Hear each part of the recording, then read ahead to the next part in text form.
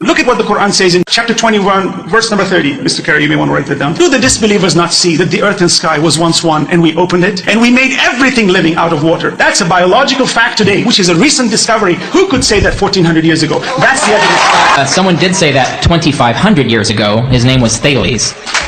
He argued that all life originated from water. This belief was a cosmological view in ancient Greece. It wasn't commonly held, but it was certainly advocated. Prophet Muhammad is stating a belief that was actually advocated hundreds of years before him by someone who wasn't a prophet. So you can't claim that he was prophesying that all life is created out of water if non-prophets already advocated such a view. If a person says enough things, if you throw enough spaghetti against the wall, some of it's going to stick. And if you dig through any ancient book, you're going to find some things that look prophetic, and you're going to go, wow, look at what he said. Why didn't God reveal to Muhammad the germ theory of disease? Wouldn't that have been a useful thing for him to have told us about? He failed to give us that useful bit of information. हमारे planet पर जीवन की शुरुआत पानी से हुई, जो कि साइंटिफिकली एकदम सही बात है, पर इसके बारे में सबसे पहले कुरान में नहीं लिखा गया था। कुरान के लिखे जाने के कई सौ साल पहले काफी सारे ग्रीक फिलोसोफर्स का भी यही मानना था। फॉर एग्जांपल थेल्स का कहना था कि क्योंकि सारे जानवरों के लिए पानी बहुत इंपॉर्टेंट है, तो शायद लाइफ की शुरुआत भी पानी से हुई। क्या 2 बिलियन लोग इस वजह से इस्लाम पर यकीन करते हैं क्योंकि कुरान के कुछ तुक्के सच हो गए, या according to some people prophet Muhammad peace be upon him ने कुरान को कॉपी किया है? स्टार्टिंग में वीडियो आपने देख ली होगी।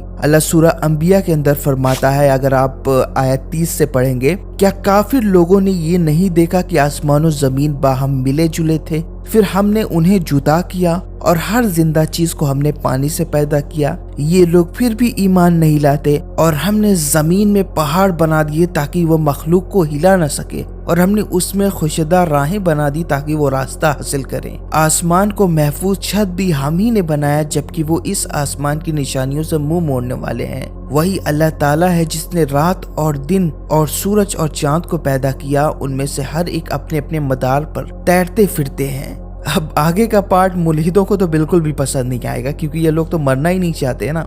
आपसे पहले भी हमने किसी इंसान को हमेशा की जिंदगी नहीं दी। क्या अगर आप मर गए तो वो हमेशा के लिए रह जाएंगे? हर जानदार मौत का मजा चखने वाला है। हम तुम्हें आजमाते हैं बुराई और भलाई से परखने के लिए, और तुम हमारी ही तरफ लौट कर आओगे।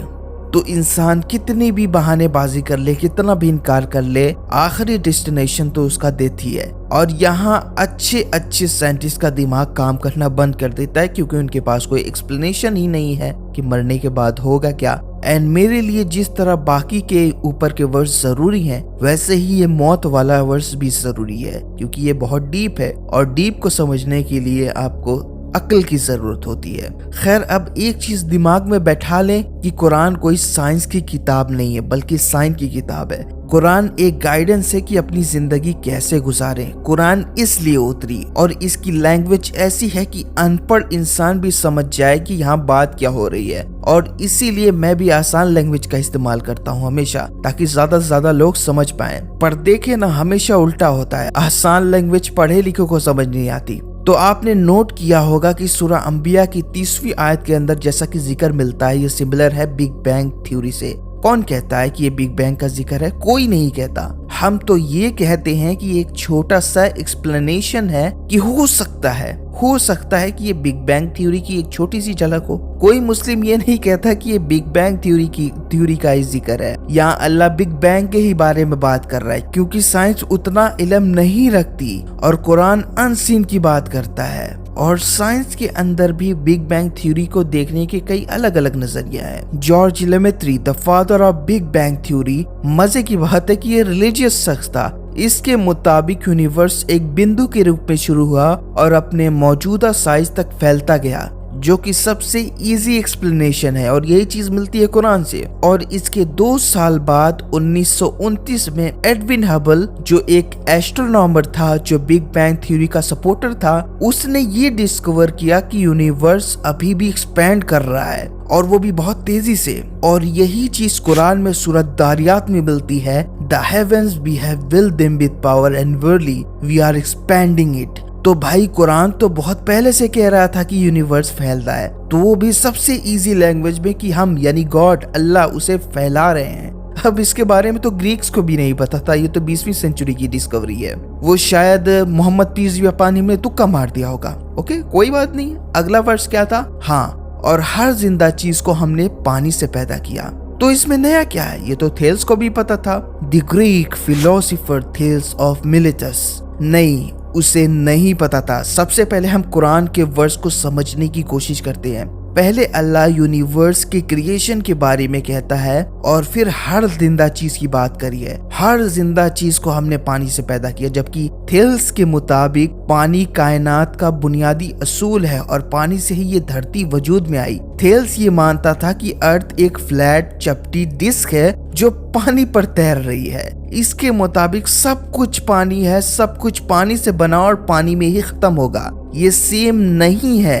दूसरी चीज, थेल्स फिलोसोफर होने के बाद भी कुछ चीजों में फेल हो गया, जबकि प्रॉफिट मोहम्मद अनलेटर्ड होने के बाद भी हर चीज में सही थे और यही मिरेकल था। चलो अगर मान भी लिया जाए कि prophet peace be upon him ने थेल्स के इन बातों के बारे में पता चल गया होगा और उन्होंने उसको बढ़ा चढ़ाकर कुरान में बयान कर दिया होगा, पर क्या इत्तेफाक है कि जो चीजें साइंस के मुताबिक सही साबित हो रही, कुरान उन्हीं चीजों के बारे में बात कर रहा है। आखिर जब प्रॉफिट ने थेल्स के आइडिया को कॉपी किया तो उन्होंने ये बात क्यों कॉपी नहीं की कि जमीन पानी पर तैर रही है, वो भी जो एक ओशन में है, या दुनिया की क्रिएशन भी पानी से हुई, जैसा कि थेल्स का कहना था कि दुनिया वजूद में पानी की वजह से आई ना। यही डिफरेंस है एक फिलोसोफर और एक प्रॉफिट में। एंड एक और एग्जाम्पल मैं देता हूँ आपको। ये वर्स मुर्तदों का बड़ा पसंदीदा है। देखे ना, इस्लाम छोड़ने के बाद भी खा इस्लाम के ही नाम से रहे हैं। सो ये वर्स सूरह तारीख में है।